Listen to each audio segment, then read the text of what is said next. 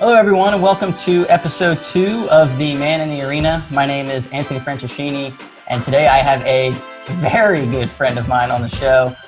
He is a minor league baseball executive of 5 years, most recently with the Daytona Tortugas down in Florida. Might I say the poster boy of everything that the MiLB is these days. It is Austin Scher.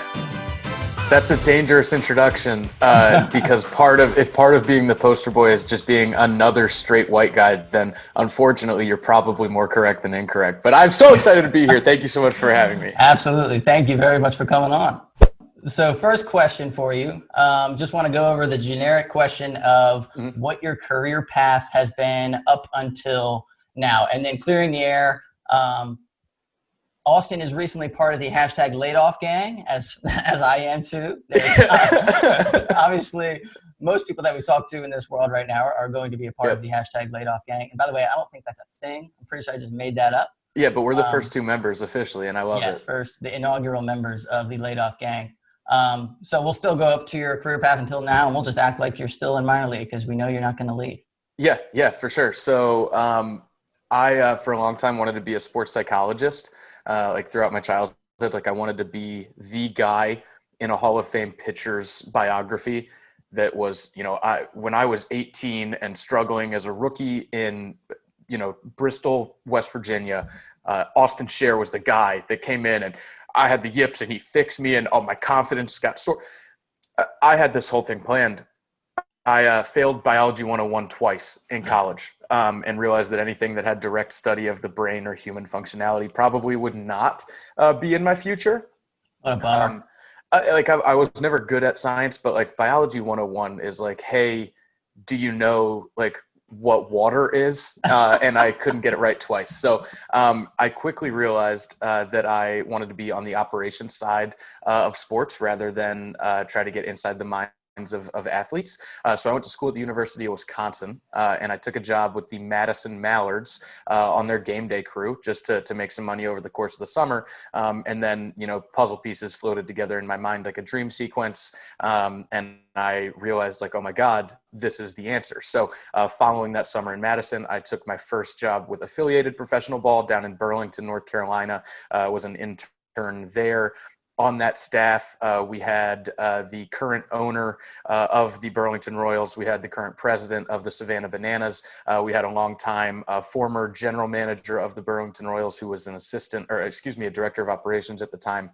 And then 4 of the 7 of us that interned ended up having careers in minor league baseball as well. So a pretty phenomenal crew. And I don't think without that group, the rest of my career would have panned out how it did. So following that summer, I went down to Nashville, Tennessee for the Professional Baseball Employment Opportunities Job Fair. Put in my resume for, I think, like 62 jobs. Anything that had sales in the title, I wanted to be in for. Had an interview with the Greensboro Grasshoppers that was for a position that I was not qualified for. But about 25 minutes into the interview that was supposed to be 10, I realized, oh shit, something's clicking here. And I ended up spending 2 years in Greensboro before coming down to Daytona. I was a sales associate in Greensboro. I came down here as director of sales, was promoted after my first season to director of corporate partnerships. I was able to do some really, really cool things that I think will have a lasting impact in this community and on this fan base, even though I'm gone and long after I'm gone. And then after last season was promoted to assistant general manager, Mr. Manager, as I like to be called by my friends and family. And then the COVID, I almost said the bug, but it's too close to being real. So the COVID struck. And ever since then, I've been a professional volunteer. So for the last 3 months, I've just been trying to use my time as creatively as possible, waiting to get back into a front office. So That's awesome. That's awesome. And so many people in minor league baseball get their start in sales. And I feel like a lot of them might not be on the path that they really want. They know they want to work in sports and they're not sure how they want to get in, and sales jobs are almost always available. So it's awesome that you actually enjoy the sales life. It's kind of where you began and where you ended up. So you're kind of truly an expert at this point on how minor league baseball teams can market themselves and sell tickets and sell partnerships and all of that. Yeah, it's crazy actually. The first event that I went to was the 2015 Diversity Symposium, which was actually the first and only diversity symposium. Following that year, it was a one-day event.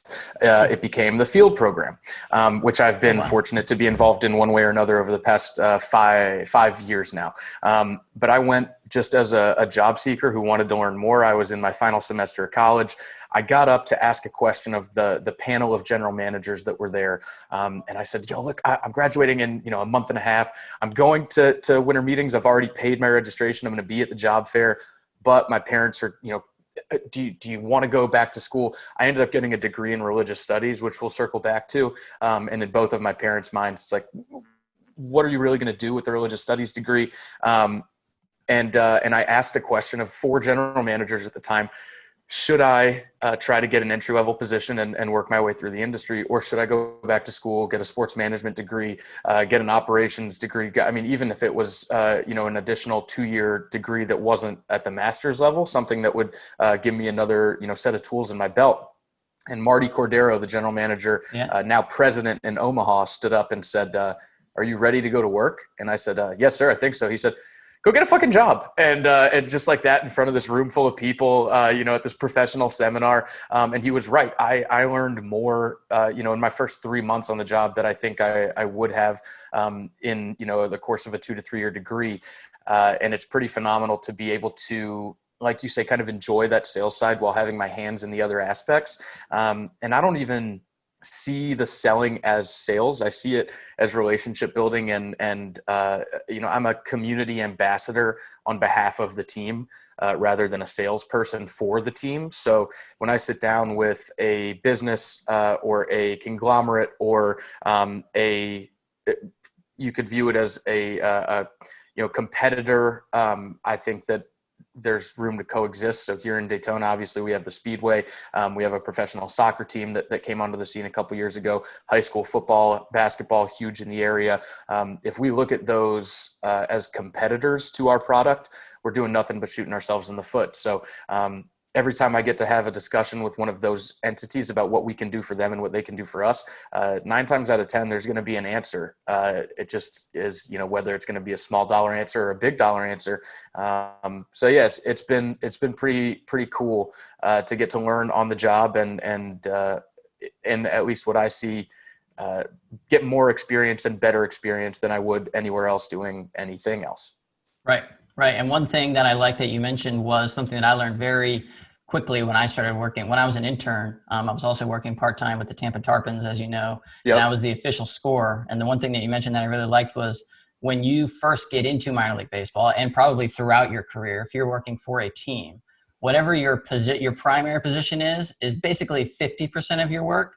And then the other 50% could be truly doing anything in the world. I remember one specific day, and this happened many, many times, but there was a massive rain delay during the Tarpons game, like there was every single day in Tampa, Florida. And so I'm doing the game day tracker on MLB.com. I'm supposed to be tracking the pitches. The game hasn't started yet, so I'm just getting it all set up. And I go into our little Slack channel, which is connected to the MLB execs who kind of keep an eye on everything, and I message them, hey, going to need some help getting set up because I have to go down and pull the tarp. And their mind was just completely exploding. They were like, we need you here. Why are you pulling the tarp? You're the stat guy. I was like, duty calls. It's minor league baseball. I got to do what I've got to do. And so within 5 minutes, I was down on the ground with my pants rolled up to my knees, running around in dirt, pulling the tarp when I'm really just a stat guy. Well, that's the beauty of minor league baseball is when it rains, you'll know the next morning because you still have turfus stuck in crevices and pockets throughout your body that you didn't know really existed beforehand. And yeah, it's the tarp monster, baby. But it's a running joke that you're aware of. Everybody has their titles, everybody has their duties, everybody has their job, but the last line of every offer sheet and contract that a minor league baseball team puts in front of a potential employee is other duties as assigned.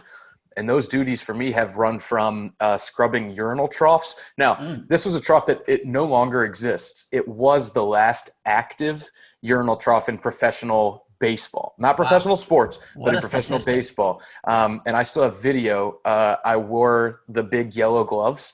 It didn't really matter. I mean, it was disgusting. So plenty of tarp pulls.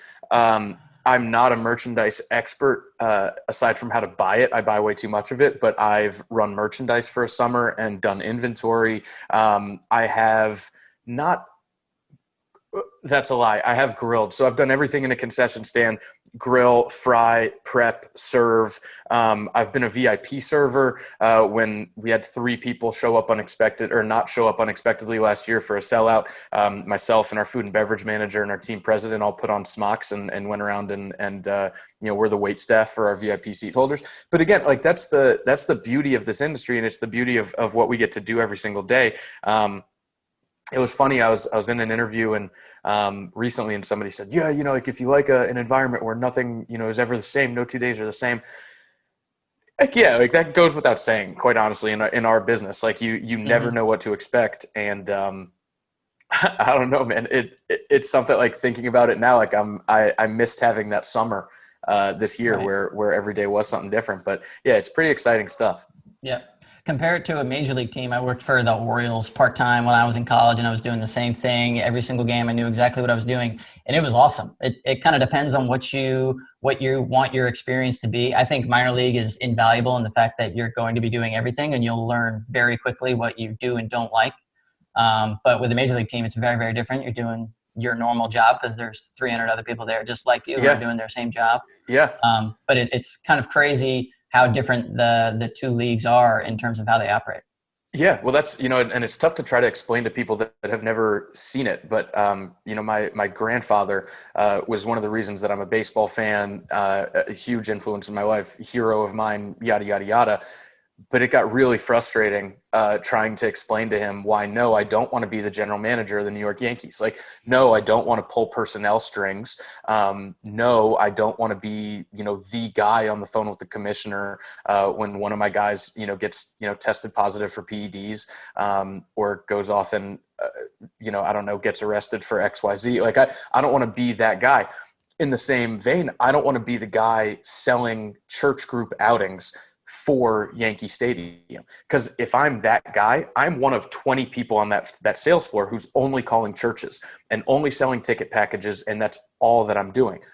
Like you said, if that's what you're about and that's the grind that you want, my God, go, because you're going to have the time of your life while you do it. But if you want to have your hands in different areas, if you look forward to 12 to 14-hour days away from home, where, you're getting your hands dirty from time to time, minor league life is definitely the life for you. And I found out very early in my career that is the life for me. Yep. And that's awesome. I think your personality fits it absolutely perfectly. Like I mentioned before, you are the poster boy for what a minor league employee should be. Yeah. Well, thank you. That's, I mean, don't let anybody else hear that, but yeah, shout out you for saying that. For any young people listening, can you just describe the difference between kind of like the organizational structures of major league team versus minor league team? You don't have to go into terribly specifics. But I just know when I first went into and started working with the minor league team, I met the general manager. I was like, wow, this guy's setting the lineups every day. This guy's a big deal. Mm-hmm. And obviously he was a big deal because he's general manager of a minor league team, but I had no idea what his actual duties entailed. So just talk about the difference between a major league and a minor league team and how they're structured. Yeah, absolutely. So the glamour positions in Major League Baseball are on the baseball operations side of things. So the general manager, the president of baseball operations, a lot of teams now will have that one and the same person, and they just have a combined title, and then all of their staff. So personnel staff, that ranges from scouts to strength coaches to travel coordinators, right? Everybody that has a hand in the product on the field falls under that baseball operations side of thing. Most minor league teams below AA will have one person that's kind of that main liaison to their major league affiliate, that's helping coordinate travel and hotels within their league, making sure that players that get called up or dropped down or reassigned, are taken care of upon departure and arrival. AA, AAA teams, it ranges really from location and the income of those teams, but they usually have a couple more people and usually a more dedicated, streamlined person who will not have anything to do with the business operations side of things. The business operations in Major League Baseball, like chief revenue officer, chief operations officer, it depends on direct duties, but that's what is more comparable to the majority of a minor league staff. So the folks that are worried about how many people are coming through the gates, how much is being spent on food and beverage versus how much is coming in versus how much is waste, who's our custodial company, what does our game day staff look like, how is parking operated, what's the lease look like with the city on lot 1742, because we're coming up on 2025 and that lease expires then and we can't lose that parking because that's X $1,000 per night. Also the entertainment side, right? So there's a few teams that go above and beyond the entertainment side in Major League Baseball. The Nats do a great job. The Braves do a great job. The Brewers do a great job. And that's, to each their own and in their own ballparks. They have a larger ballpark operations and entertainment operations staff.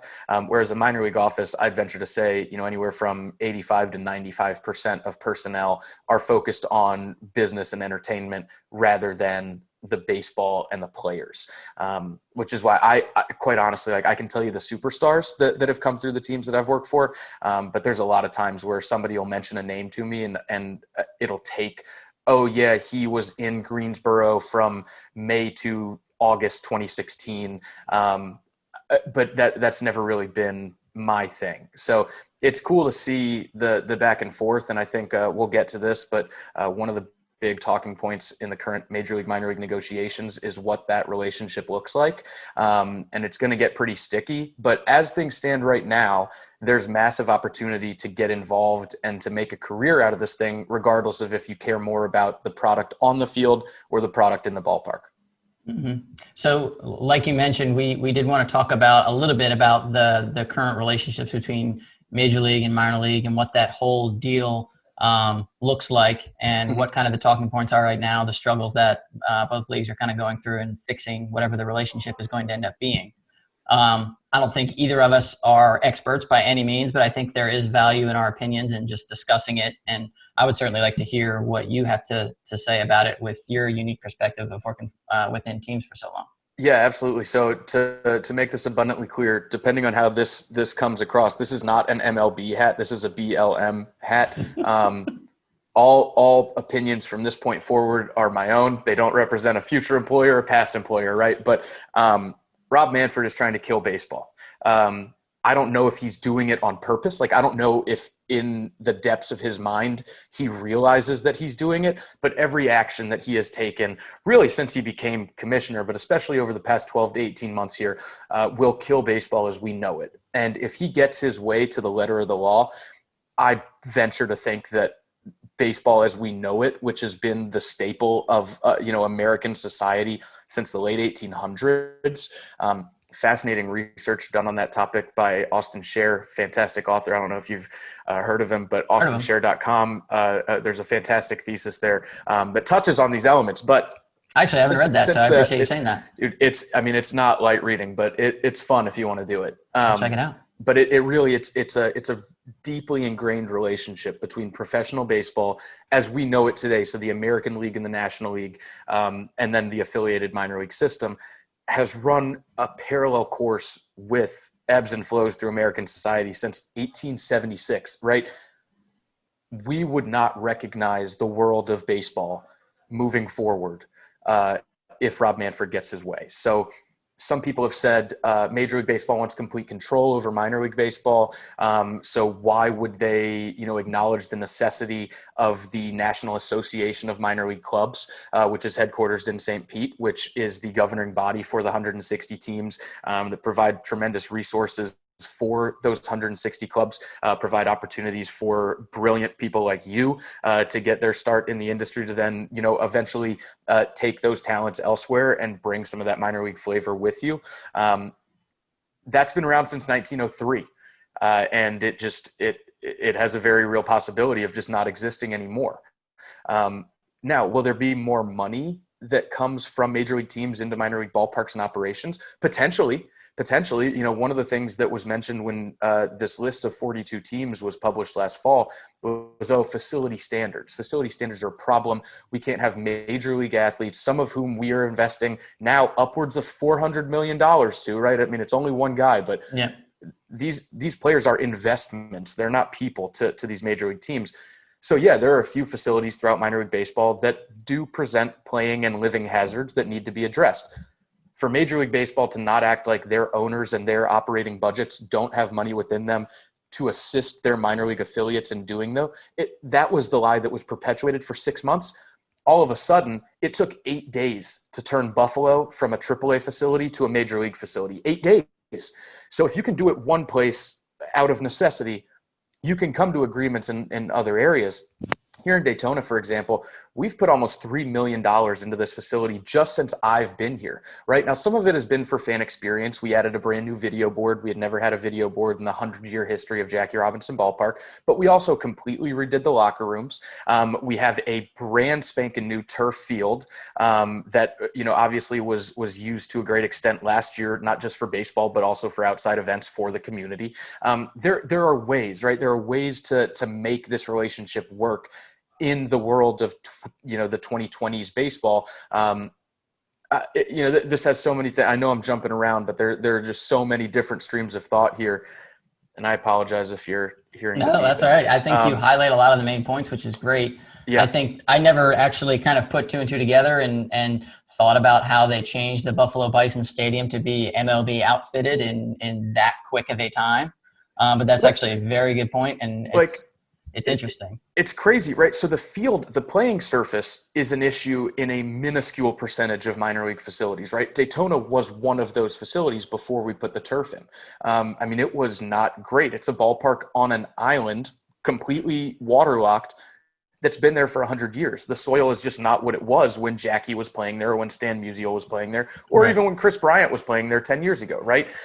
So there are those examples, but by and large, it's the facilities and the amenities that need the facelifts. I can't go into specifics, but I've seen the figures.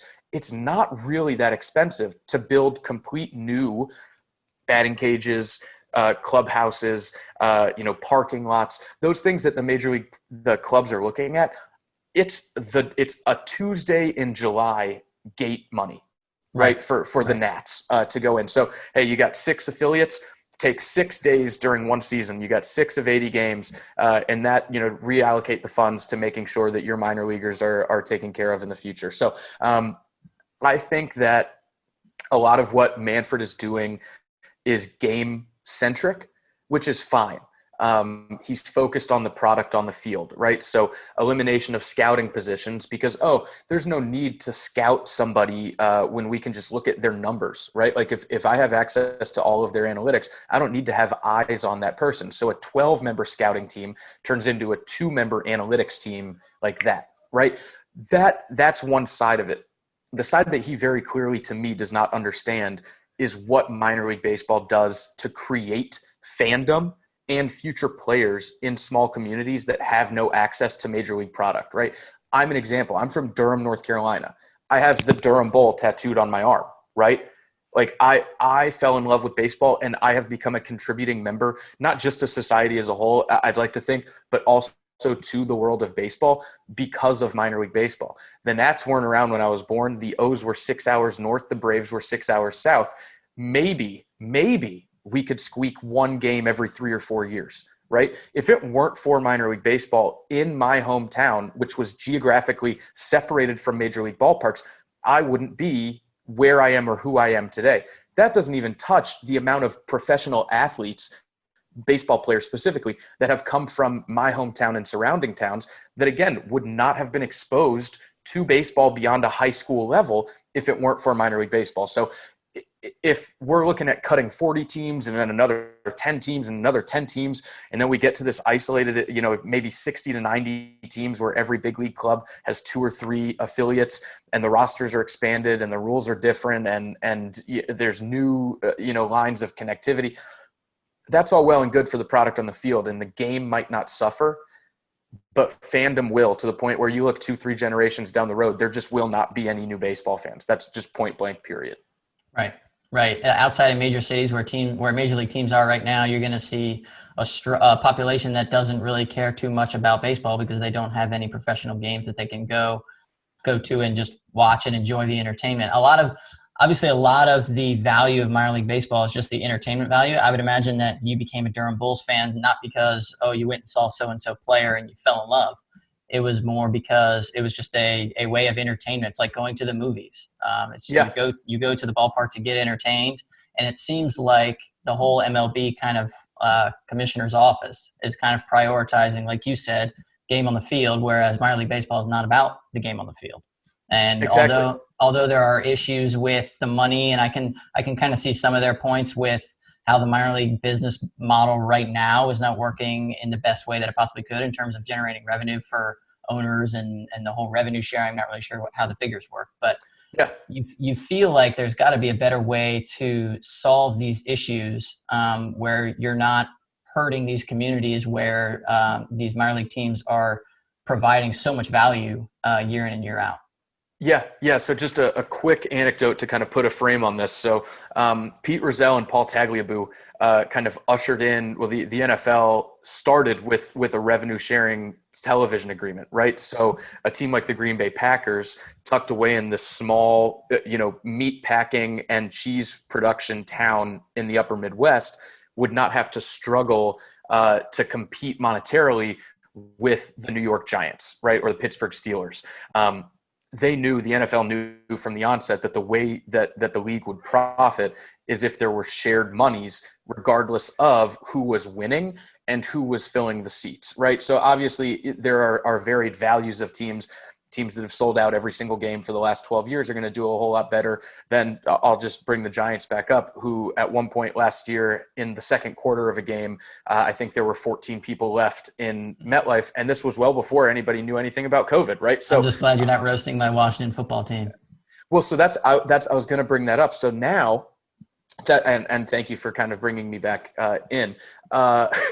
So that revenue sharing agreement has obviously been rewritten and re-signed, but it now is to the point where you and I, through local television, right? Like I can watch the Jags every week, right? Jacksonville is an hour up the road. I can watch every Jacksonville game through my basic cable subscription. Right. I cannot watch the Marlins play the Braves tonight. The Marlins are 3 hours south, but that's a blacked out series. I cannot watch the Rays play the Yankees because the Rays are a blacked out market here locally. The Bucks are on, again, every single Sunday. Washington is another one. Regardless of how good the Washington football team is or has been, people within the DC metro market, just not at all, but no. it's fine, have been able to watch them and follow along. So this year, super exciting. Obviously, there's much needed change happening within the ranks of the front office and the organization. Jason Wright is my man. That's another Big Ten product. He is absolutely one of the greatest leaders already in the National Football League, and I can't wait to see what he does. But then you got young studs like Chase Young, who I didn't mean to say young that many times, but that you get to watch and kind of develop and grow with. Meanwhile, the Nats, who just came off a World Series victory, unless you have certain cable packages or subscription services, you can't watch the defending World Series champions within their home market. It's just bonkers to me. It's bonkers, right? Can you explain? Because I've always seen the complaints, and I have personally run into the issue a bazillion times because you buy MLB TV for however many dollars a year. Yeah. It's like $100 some dollars. It's a lot of money.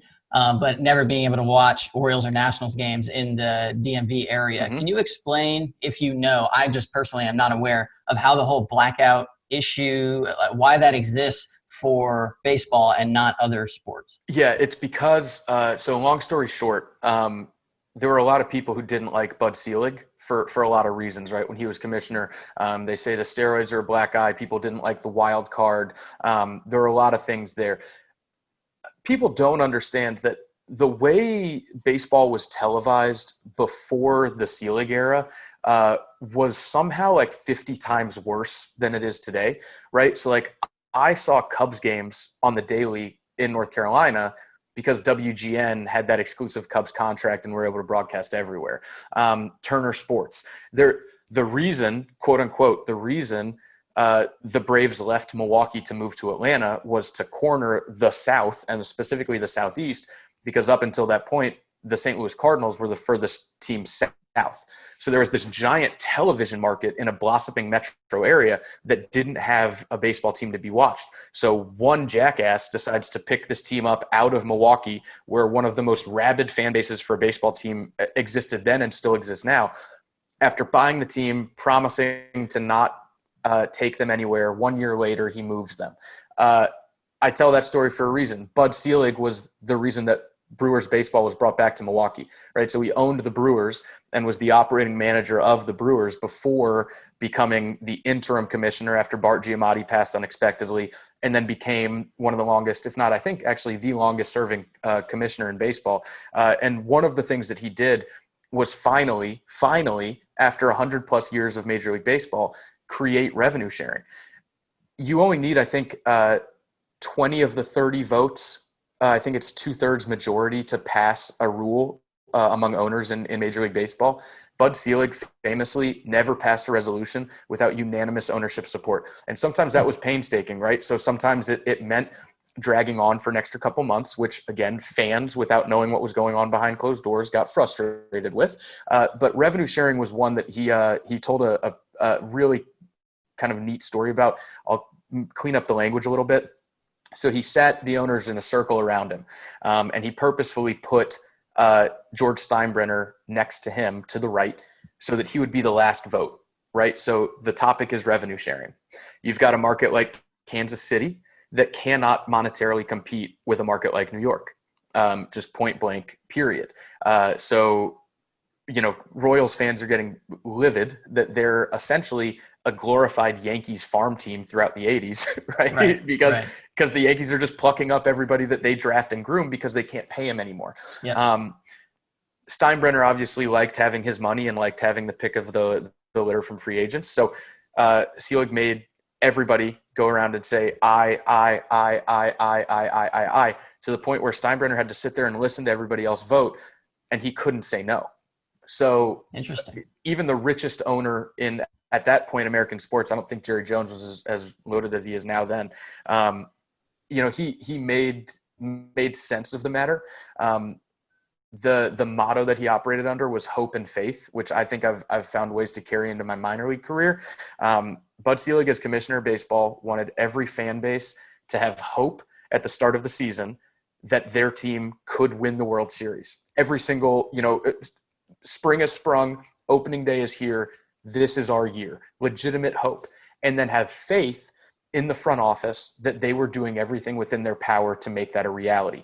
He, as an owner, felt like he could not do everything within his power the way that baseball was structured to that point, which is, again, it makes a lot of sense that you expand the playoffs when you have that mindset, right? How many wild cards have won the World Series since, including, if I'm not mistaken, that 2015 Royals-Mets matchup were both wild cards. I could be wrong on that, but everything comes full circle within this discussion, right? So Manfred takes over, wants to continue to grow the game, to make it a global experience, yet still has these policies that I'm sure you saw Trevor Bauer shared publicly, the social media policies that essentially say, if you're a player getting paid to play the game, to be a brand ambassador to children and fans everywhere, we're actually not going to allow you to tweet anything from a game, to post any live pictures or videos, to share your experiences or expressions. And if you do, we're just going to fine you. And we don't care if you make it public. We're just going to fine you. In what way, shape, or form does that continue to grow the game, right? It grows the owner's pockets for damn sure. But it doesn't grow the game. So, to end this with the TV discussion, I'm sorry I got on a tangent there, but so the blackout rule right now serves no purpose except for teams to capitalize on a potential local media partnership, right? So the Yankees having the Yes Network, obviously Yes now represents much more. I think they've got the Liberty games for sure, Nets games for sure, either the Giants or the Jets. The other one's on MSG Network, I think, but those relationships still do exist, right? But it's ridiculous to think that if I have a 13-year-old nephew in Greensboro, North Carolina. He, like I said, he's 5.5 hours from Atlanta and 6 hours from the DMV, but he can't fall in love with Ozzie Albies, Ronald Acuna, Freddie Freeman, Juan Soto. Yeah, I mean, like it's ridiculous. It's ridiculous. Mhm. And MLB has every reason and every right within their power to make a change immediately, but they just have refused to do so. It's a bummer. It Yeah. is most certainly a bummer. Yeah. I want to move on to some lighter topics. Yeah, let's do it. I want to partake in a bit of a logo challenge. So as we all know, as we've covered here, there are a lot of minor league baseball teams, 160 to be exact. Yep. I'm going to share a little story before we get rolling. When I was an intern at minor league baseball, I was a part of the initial class that all the interns participated in a logo challenge, and it was in front of the entire staff at the all-staff meeting.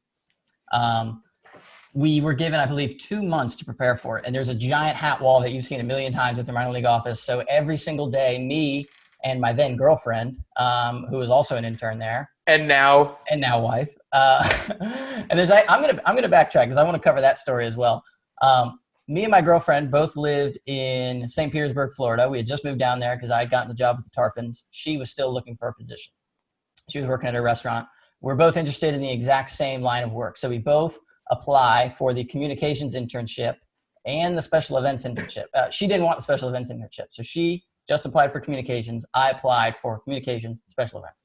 We both get to the last step of the communications intern application process. We both have to write like a fake press release. We have the exact same work. She actually, now that we're out of minor league, we can say it. She cheated. She got it first. She didn't cheat. Actually, I cheated, but I asked her to This cheat. is breaking, though. This is breaking news. So she got the rubric that she had to fill out first, and then I got it maybe the next day. So she gave me the rubric after that. So I knew what I had to do in a certain amount of time to write this press release and then send it off to Mary Morandi. Hopefully she listens to this because she'll probably be mad. But long story short, we find out the next day, and obviously at this point, no one knows that we're dating. We've been dating for 2 years at this point. She gets hired over me.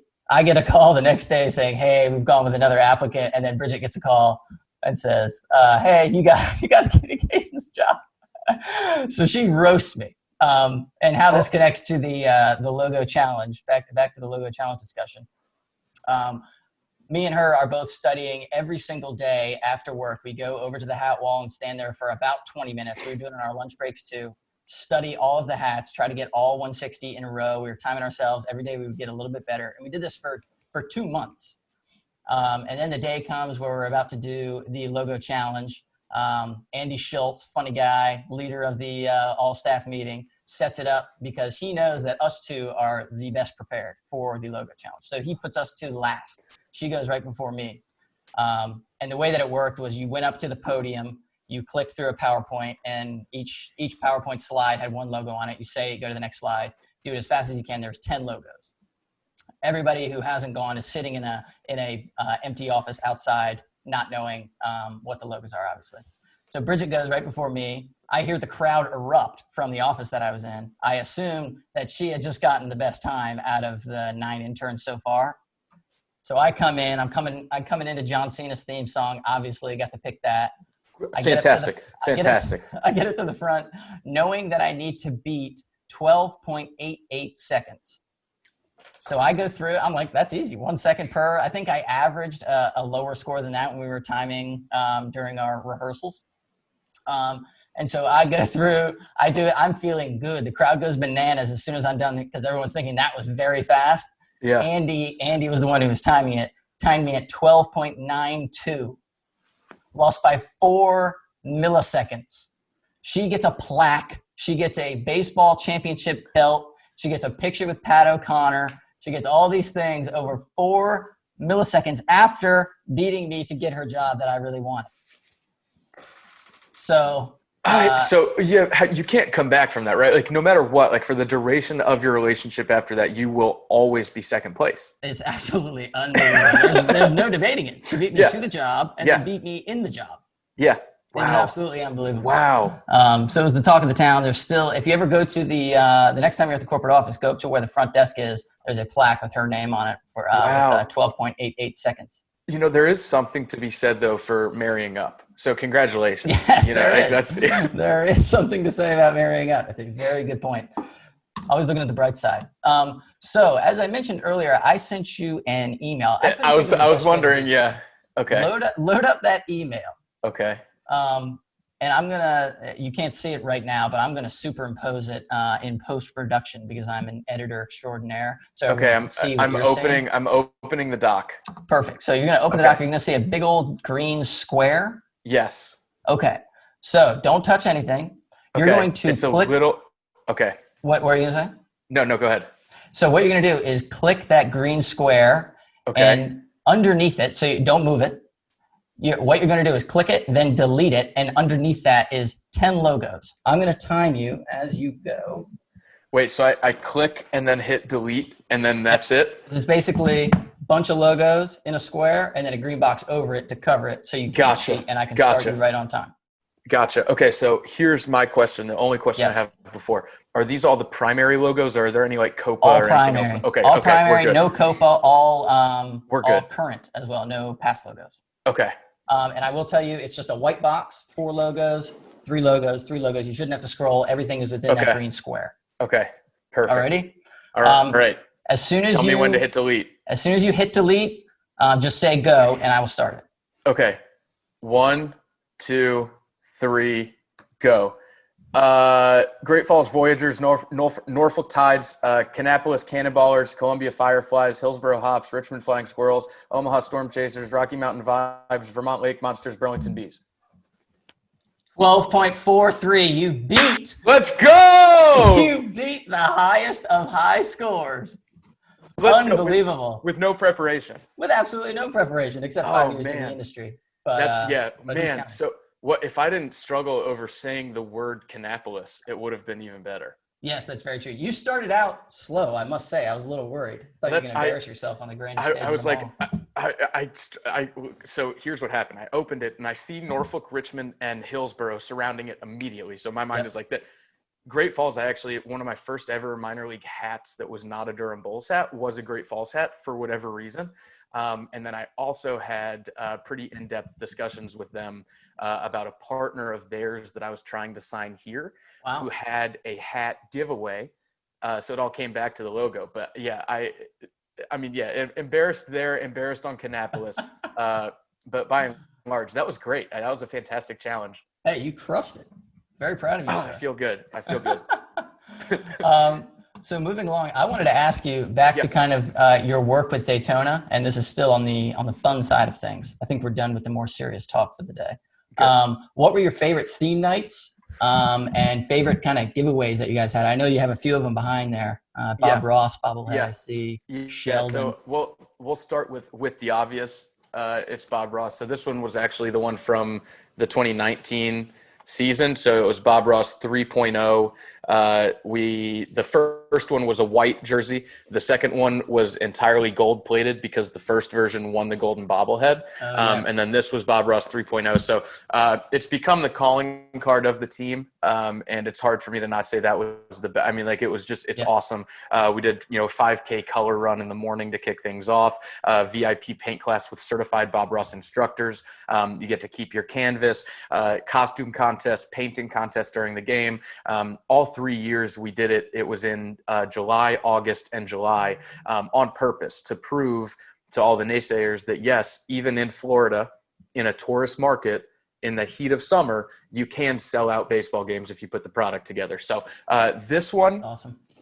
This one was the first of my ideas to become a bobblehead. So I presented a lot of ideas in Greensboro. We didn't do a single bobblehead while I was there. I presented a couple ideas beyond this one, but this one was the first one that latched, that the staff voted to do. So it's the Big Shelbowski.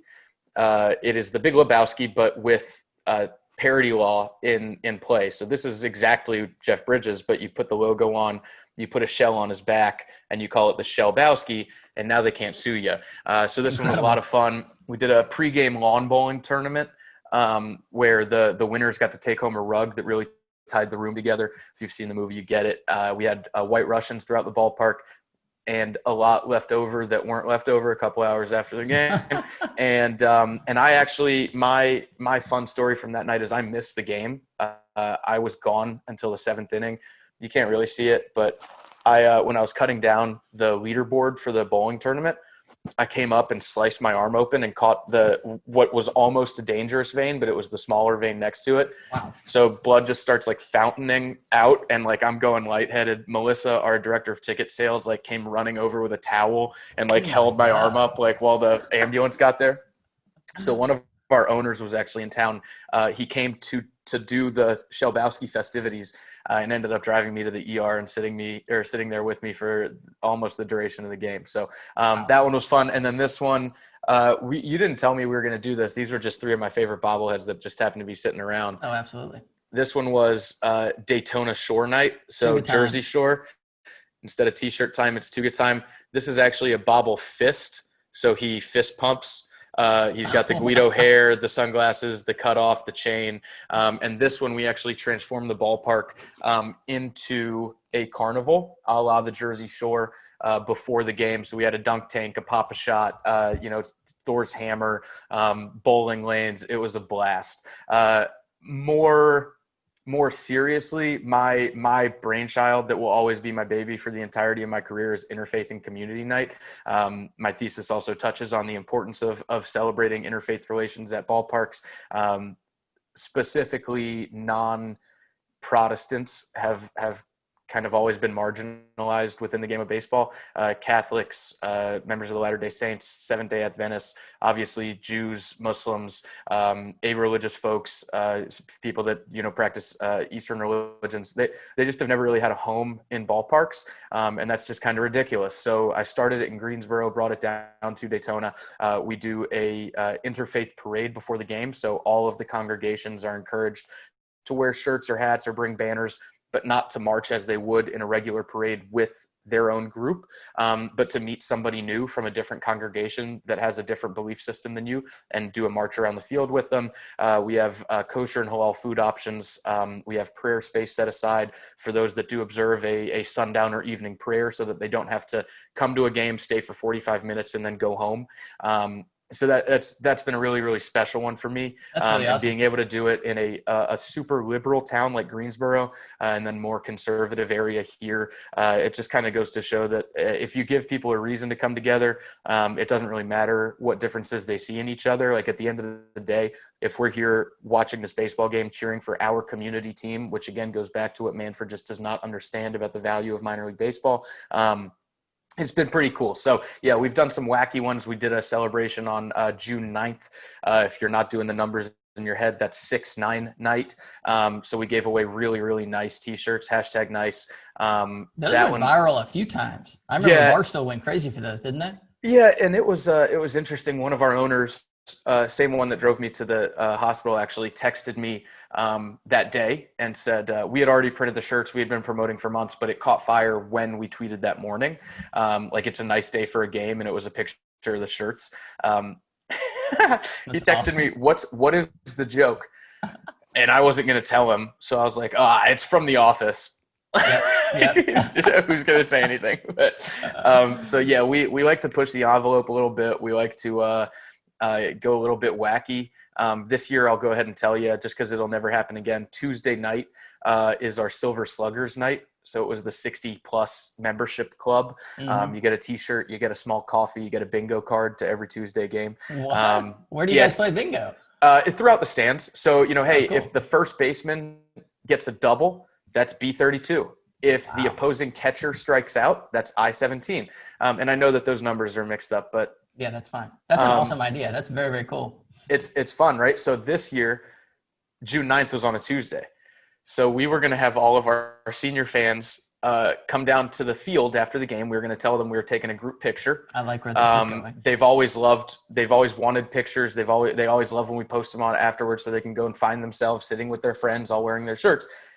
So we were much like, at the end of orientation, freshman orientation, the whole class makes 2016, like we're the class of 2016 or we're the class of 2020. We were going to do that, but have them stand in a big 6'9" and take an overhead shot of all of our senior fans making a big 69 on the field, which was questionable. Man, the original shirt idea that we had was it was an overhead view of a turtle, right? So head, legs, and shell. Yes, right. And the head Oh my was going to be God. up here, and then on the back it was going to be flipped. And if anybody said anything, we were just going to tell them the print shop messed up. Yeah, they just got it flipped. Yeah. I don't know what happened. But we decided against it. So, yeah, you're walking a pretty fine line there, but I feel like that might have crossed it. Who'd that get shot down by? Who shot it down? The same person who came up with it in the first place, I'll say. So they went back on their own idea to the point where the rest of us were probably like, yeah, okay. They wanted the idea, but they didn't want the shit once someone caught wind of what they were doing. So they probably wanted that idea. They're just mad that they're the ones that came up with it because they wanted to run it. We still have Amy Cecil was our partnerships and promotions manager. She was awesome. She still has the design, I think. So like if we ever wanted to do like 10-year reunion of the 2020 season that never was, like we could always print those up and give them out to everybody. That's really awesome. Yeah. Moving on, here's a very fun topic. You're a big NASCAR guy, correct? Oh, hashtag NASCAR guy. Yes, yes. I saw you at I think you go to like every Daytona 500, don't you? And then every other race that's there. So here's the thing. Before I moved to Daytona, I was like, fuck NASCAR, because I'm from North Carolina and I associate pretty directly NASCAR, redneck, backwards, bigot, racist, right? Like you go down the list. I moved here.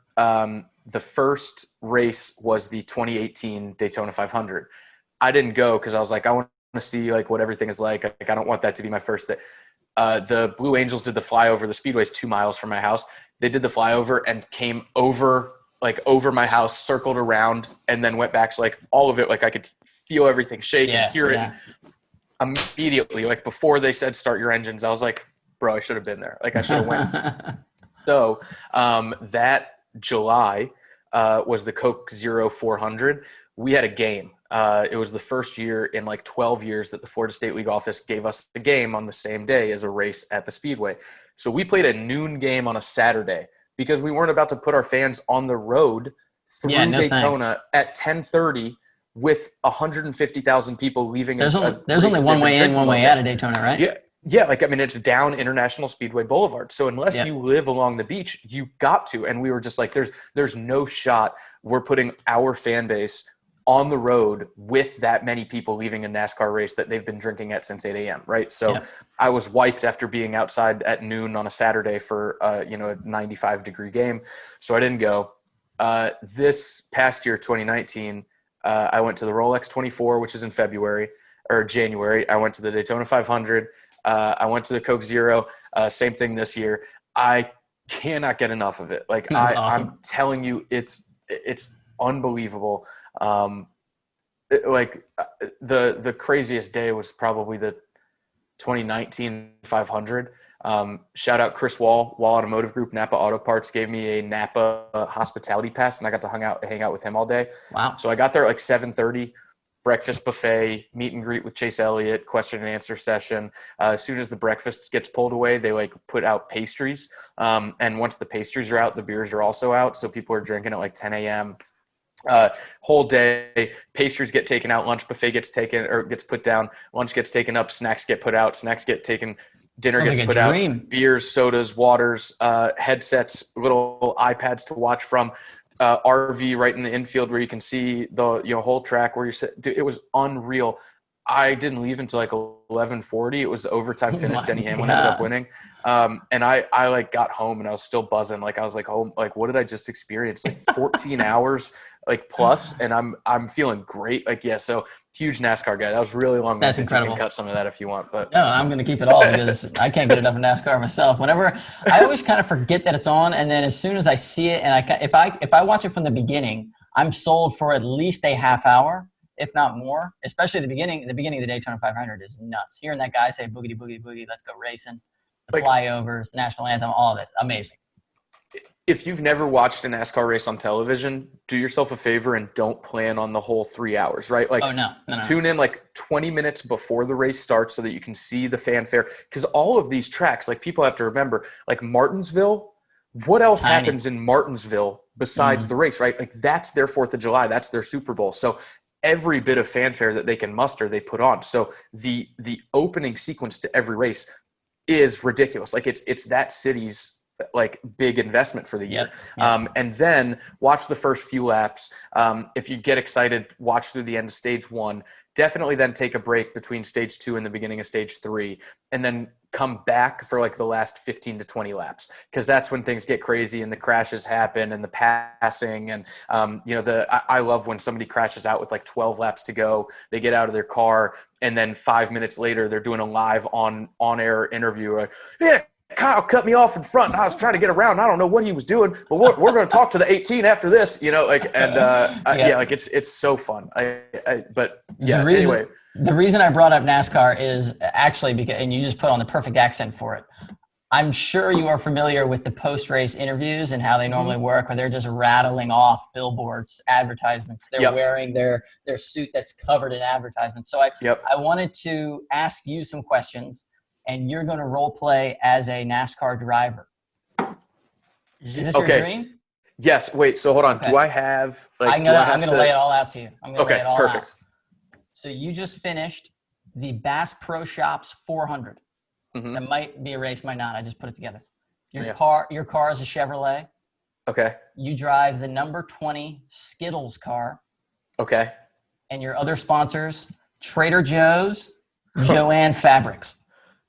Okay. Hold on. So Bass Pro Shops 400. This is a real nice. This Chevy Camaro ran well today.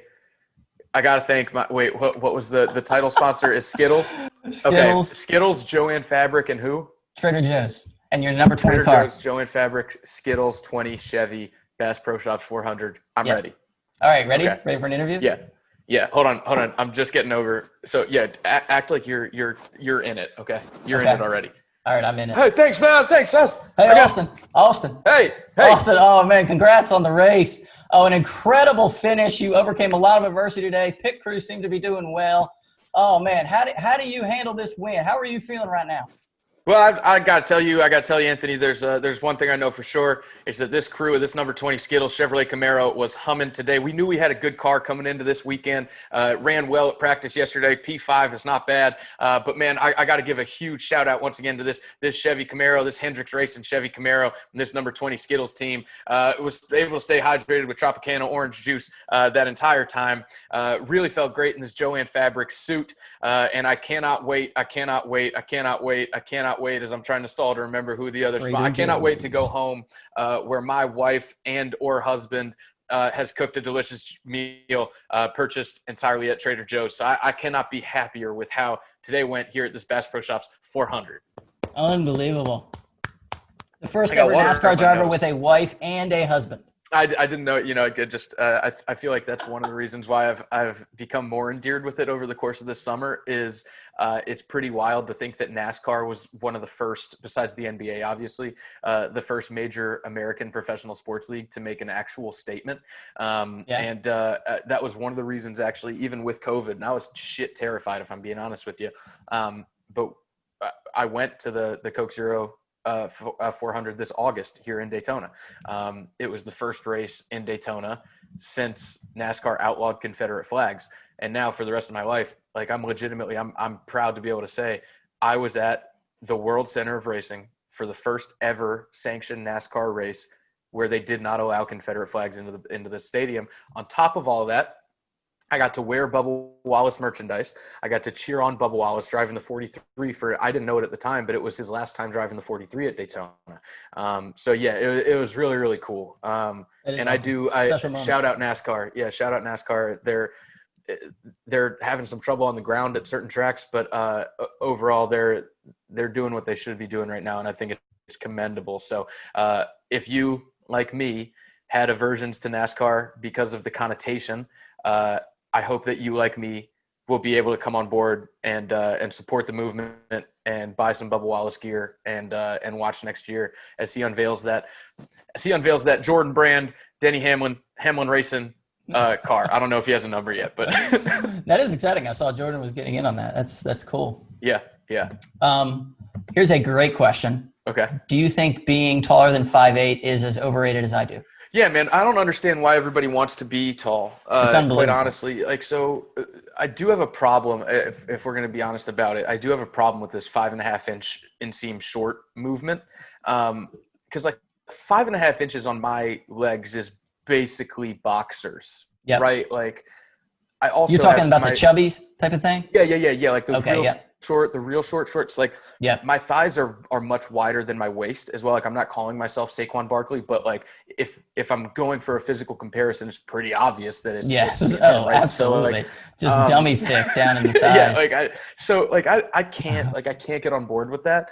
Yep. I feel like if I was like 5'11", 6 feet, that I could probably catch that wave a little bit more. But otherwise, like never been uncomfortable on a plane, right? Nope. Buying pants is pretty relatively easy. Oh, yeah. Like I'm not gonna have to worry about them being too short, and if they're too long, cuffs are in style. And Yeah, think I of all the things that we can go under. Limbo. Think about the limbo. I We mean, dominate. and this is obviously like it's a very circumstantial thing, but like if you were to buy a very old home in a historic area that was built with door frames, to accommodate an average height of 5'7", yeah, like we're going to be comfortable, and I guarantee Exactly. you, I'm inviting all my tall friends over for dinner so that they can embarrass experience them. just a little bit of that uncomfort. Yeah, but you're absolutely right. We can fit crevices. Mm-hmm. I'll never feel the need to buy a lifted truck, which is No. fantastic because I'll never drive a lifted truck. So like, need a small ladder. Yeah. Like in.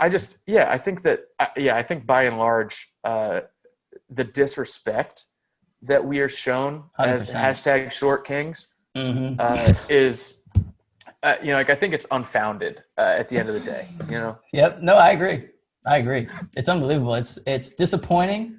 But I know that every time I go outside as a 5'8" short king, that I can have the confidence knowing that you are down south running the same just baller attitude that I have up here. So you know what's crazy, and this is actually if people don't know me and they've made it this far, they're probably going to hate me for saying this. And I know that this is a bit Napoleonic, but like it's true.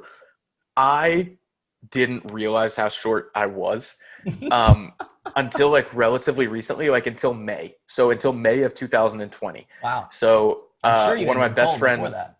Well, I had been told, but in my own head, I was like, yeah, but am I? How short? What? Short. So one of my best friends from college is every bit of 6'3". We lived together for 3 years in college. We have a million pictures together. I never felt like I looked up at him. Like I never felt like I was like craning my neck. I always felt that we were kind of like right here. Yeah. I saw him the first time in like 2+ years in May. And there was a moment where like we were walking and I was like, have you always been this tall? And he was like, yeah, dude. Like, yeah, I haven't grown since like high school. And I was like, so is this always how we've looked walking? And he's like, yeah, dude, what are you talking about? So I learned about myself that at some point recently I dropped whatever hubris I had that was preventing me from realizing that, yeah, like 5'7". Now what I should do, 5'7" is my legitimate height. I should play the, I'm 5'9" card. Oh yeah. But like, or do you play it the other way? You say you're 5'5", and then you meet up with a girl or your friends, and they're like, "Wow, this dude's a tall 5'5". He walks tall." Okay, so I like to say I'm 6 foot in heels. Oh, that's brilliant. You can say that. Oh my God, we are though. We're 6 feet in heels. Yeah, like what of it? What of it? 5'8", but I'm 6 foot in heels.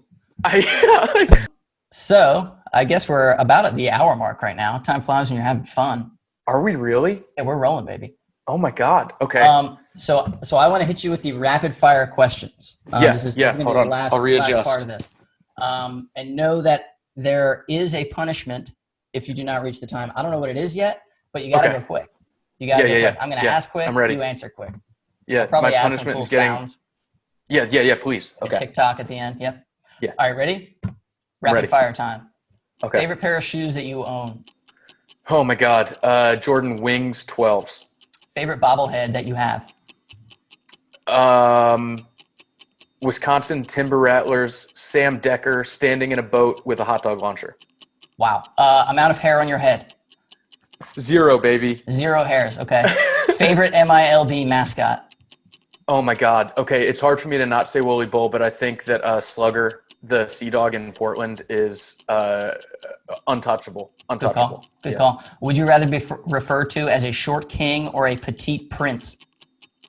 Oh, short king. I think I'm approaching. I'm like 2 years away from 30 now, so I think the prince maybe as a youth, but now I'm Okay. All right, short you're a short king. Yeah. Favorite athlete, just overall? LeBron. Your thoughts on the Astros in 3 words? Oh, trying to keep it PG. The worst fucks. Sorry, that's it. Like they're the worst. Amen. Who will win the Stanley Cup?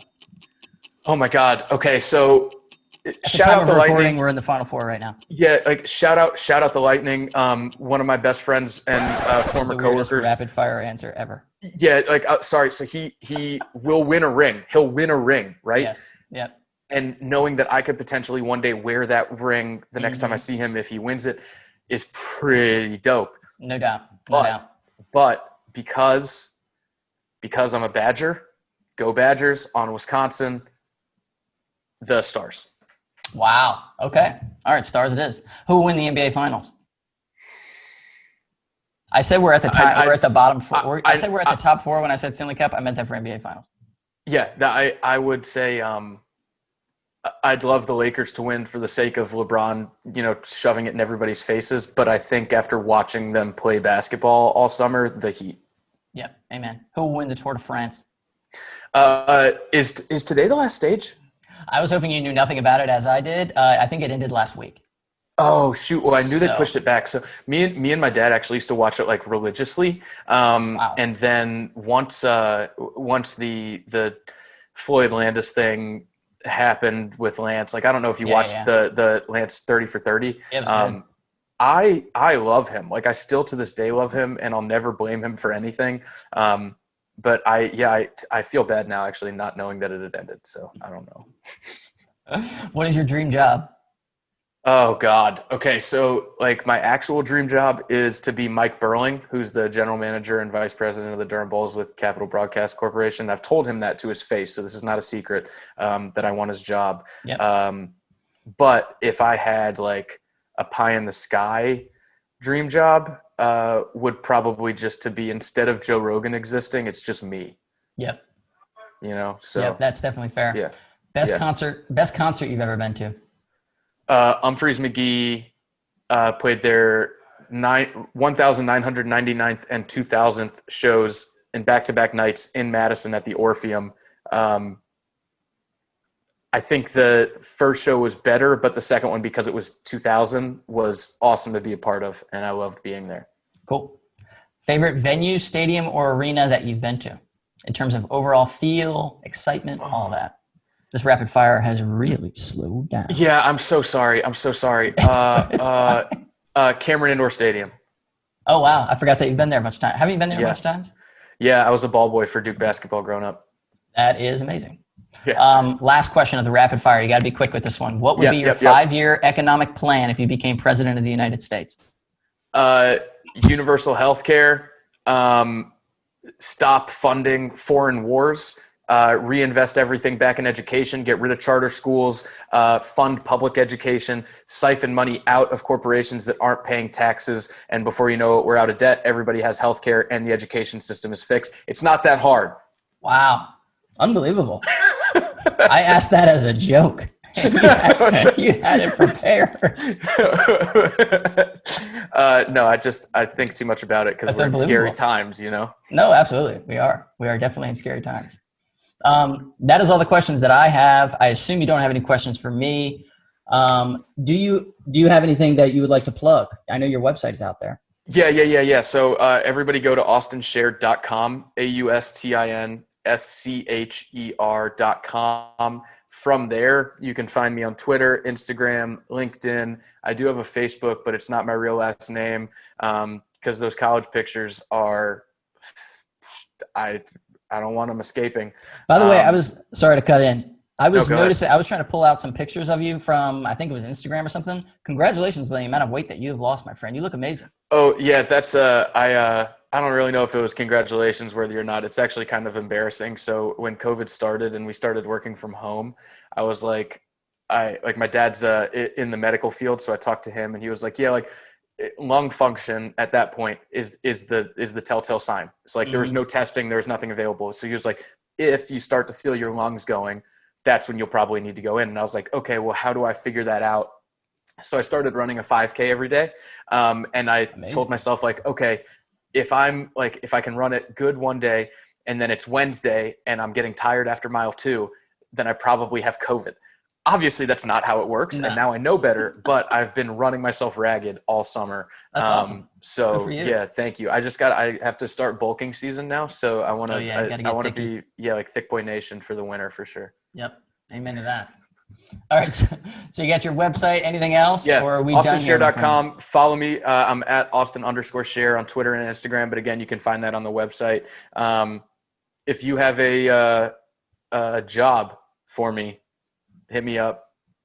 Sales extraordinaire. Yep. And then also, this isn't me, but if you're so inclined and financially able to do so, donate to Louisville bail funds. There's a lot of innocent people that have been put in jail over the past 48 hours or so there that do not have their own means to get themselves out of the situation that they've now been put in for trying to fight for their own rights and justice. So if you can, just Google Louisville bail funds and they're there. And that's that. Amen. Good stuff, my friend. Thank you so much for coming on. Guest number 2 of The Man in the Arena. You were the bomb. Thank you. Love you so much. Thank you, man. Everybody. See ya.